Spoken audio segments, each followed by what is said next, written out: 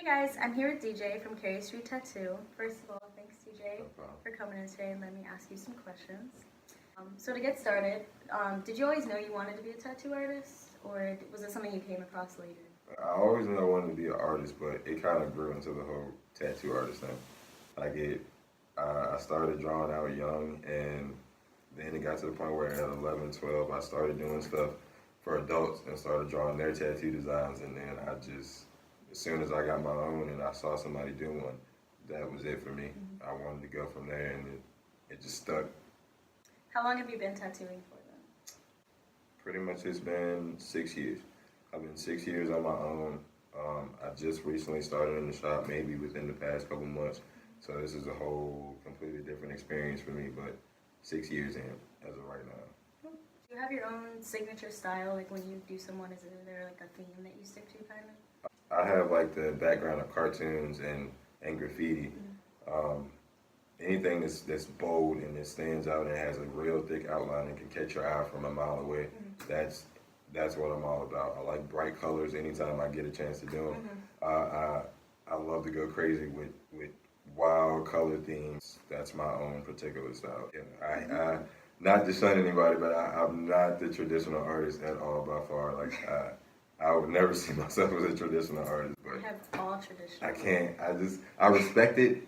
I respect it so much because it's clean cut and to the point, but it's like I like the new school feel just because it's a huge difference with the whole imagination. Like it gives you a chance to kind of run wild and just open up a little bit when I feel like traditional style is cut, it's clean, and it's to the point, and you can't really change that original style. There's not in that much big. creative. Yeah, you have to stick to it, and you just have to do it how it's supposed to be done. Yeah. And don't get me wrong, I want my tattoos to be perfect and to be right, but I like to have that creative, that freeness to be able to actually do what I want to do. Yeah. What's like your favorite piece you've done, or one that you're most proud of?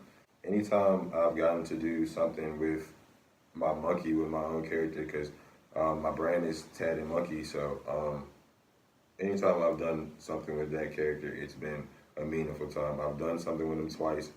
Once was a couple years ago. This girl that's like a sister to me, she was about to go into the military, and she wanted my monkey as a piece. I just had to turn him, military style. And that experience was awesome. She ended up going overseas, showing it to her friends, and a couple of them actually want to come back and get monkey pieces of their own. And then the second one was maybe 2-3 months ago. This guy was going through a real hard experience, and he felt like he always had this crazy monkey on his back, and he wanted to get that tattoo to kind of help him get over it, and he gave me free control as far as what the monkey looked like. So of course I made him look like mine, and he loved it. He laughed, he joked about it after. It was just nice to actually see my character help somebody get through something, Yeah, that's awesome. Do you have any client pet peeves? Like people who come in, you're just like, oh, like why you gotta do that? Like top 3. Indecisiveness, like don't hit me up and say, hey, I know I want to get tattooed, but I don't know what I want. I know I want to come this day and get this tattoo, but I still have no idea. Can't figure out a time for you because it's like I don't know how big or how small what I got to put into it. It's just like, all right, you show up and it's like, okay, time to draw it up. Like it's a time consuming process. Like especially if you want your tattoo to be as perfect as possible. I know some people like the whole freehand, drawing tattoos and stuff, but it sometimes helps out to be able to have that time to sit down and do a stencil. Another one is not listening to your artist. Like if your artist has like different ideas about your tattoo and how you should get it, like actually listen to your artist. Like even as far as like your appointments, like if he feels like you need to have multiple, listen.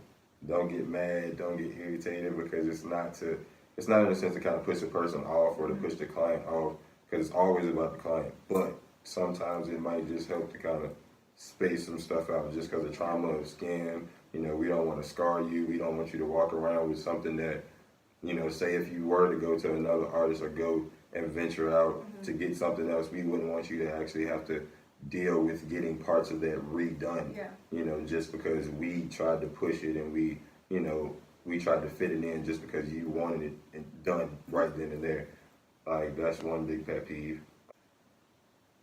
Keep your appointment. If you make an appointment, keep it.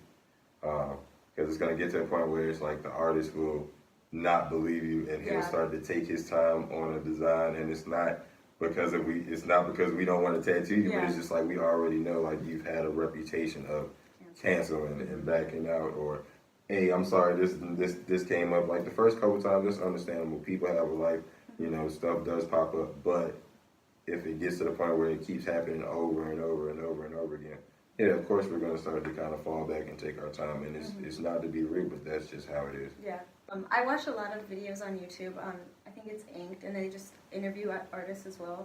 And one of the biggest pet peeves that was mentioned was also like haggling about prices, like negotiating prices of tattoos. Yeah, see, for me, it's a little bit different just because I've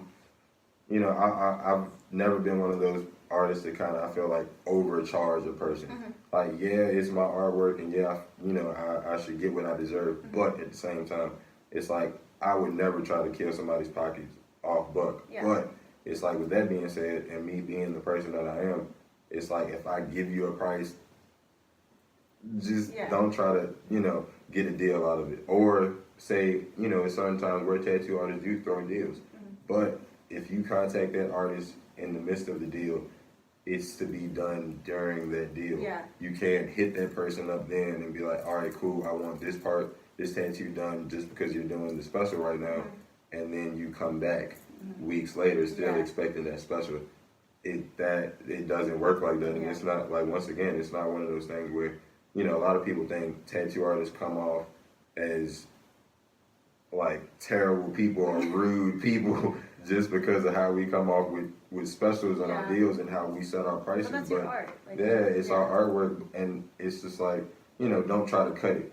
At the same time, especially if we're already people who don't charge those high killer prices.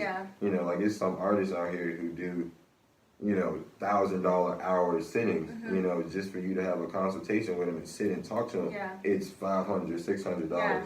And in this area, and for Richmond to kind of, in a sense, be known for its art and a lot for its tattoo community, it's like, a lot of people in Richmond actually undercharge, for our artwork. And it's just like, with that being said, work with us just like we work with y'all. It's all about the artwork and just giving you what you want and just trying to keep everybody happy. The artist deserves to be happy, the client deserves to be happy, the people who see the tattoo, who the tattoo was for, it's all about actually just trying to make everything right. So.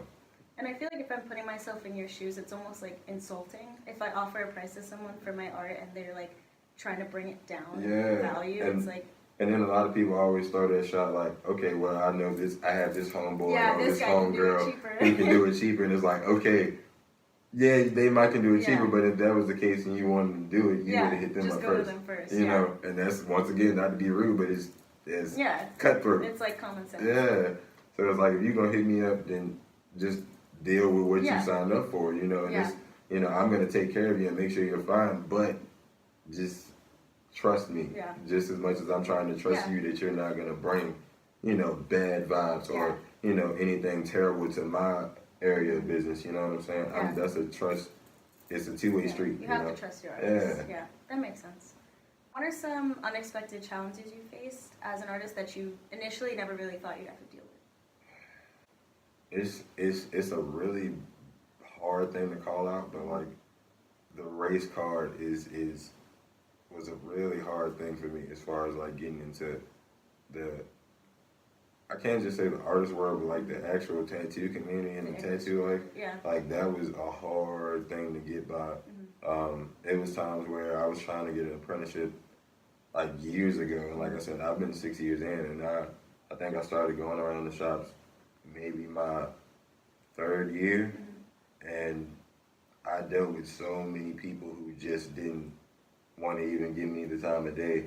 Like, I would call them, and we would talk on the phone, and they would tell me to come into the shop, but as soon as I step foot in the shop, you know, they wouldn't even look at my book, let alone have a conversation. And yeah, it kind of knocked me down a little bit, but at the same time, I don't know, it used to make me so mad, I guess, that it was like an extra push, like you know, to prove people wrong. And, you know, that's just one of those things, I guess, for somebody else, it's just like you have to kind of expect certain stuff, and it's like, it's not a good thing to say, but it's just true. And it's a lot of people who also, where if you're trying to get into the industry and say you're doing something different than what a shop or other artists are used to, that can kind of single you out a little bit, and they'll try to shun you for that, just because you're doing something that they're not used to. Which is bad. You know, it's terrible, because like, I feel like as artists, I want the competition. I want that, you know, I can be in an area around other artists, you know, doesn't necessarily have to be a tattoo artist, but other artists, period. And, you know, I can see what you're doing, and that's like, all right, cool. That's dope. Now I got to do something better than that, just to kind of push you. You know, that's the type of community that I like. And, you know, that's how I kind of grew up. Like, me and my brothers were like that. Like, it was a competition, but it was always friendly, and it was just like, all right, cool. All right, what you got next? Like, I just did this. I know I was better than you. All right, come for me. One of my favorite tattoo artists, her name's Megan Massacre. I love her. She owns her own shop in New York City. Not to compare the two, but she said there was also, when she came into the industry, like, her being a woman into the industry, she faced a lot of challenges with, like, people not giving her the time of day, and, like, ignoring her or writing her off as, like, not as professional. And now she's like one of the best artists in the world. And that's like, I feel like she doesn't get as much credit as she deserves. Like, her artwork is incredible. It's like insane. She can see anything, and it's crazy, because when she just sat there, and it might have took her 10 minutes to draw it up, and it was a whole page. And you know, seeing that, it's like, all right, she did that in no time. I kind of got to step my game up and see, all right, cool. Kind of gives you something to like, and that was a female.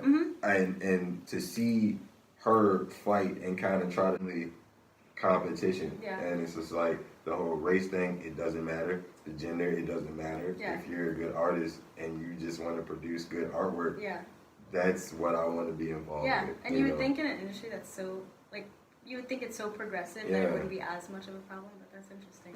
That's it. And it's wild to see that, like, in these times, and how far, like, tattooing, period, has come. Like, you know, tattoos used to be really, you know, looked at in a bad way. And now there are doctors that are completely tattooed. You know, there are people in high points of power in life that are completely tattooed. So to see how far it's come, and to still see that it's also a little bit closed-minded at the same time, is, you know, it's kind of sad, but hopefully it'll get better. You know. Last question. What would be your advice for someone who wants to get their first tattoo? They're really interested, they know what they want, but they're just not quite sure where to go from there. Take your sweet time and don't rush it. Don't, like, if you're going to send pictures to your friends for advice, just make sure it's somebody who actually really, really knows you, and who's been there, or knows the experiences and the reasons as to why you're getting the tattoo. And, you know, because that's something you're going to be stuck with for the rest of your life, and you don't want your first tattoo to be such a bad experience, and it didn't come out the way that you wanted. It makes you not want to do it again, because like, the tattoo community and that lifestyle is it's a great thing, and it's a really, really, really helpful process. Like, it helps people through a lot of stuff. So, you know, I wouldn't want somebody to be scarred just off of that first experience. So take your time, make sure you know what you want, and, you know, just, it's all about you. It ain't about nobody else. So do what you got to do for yourself. Take your time.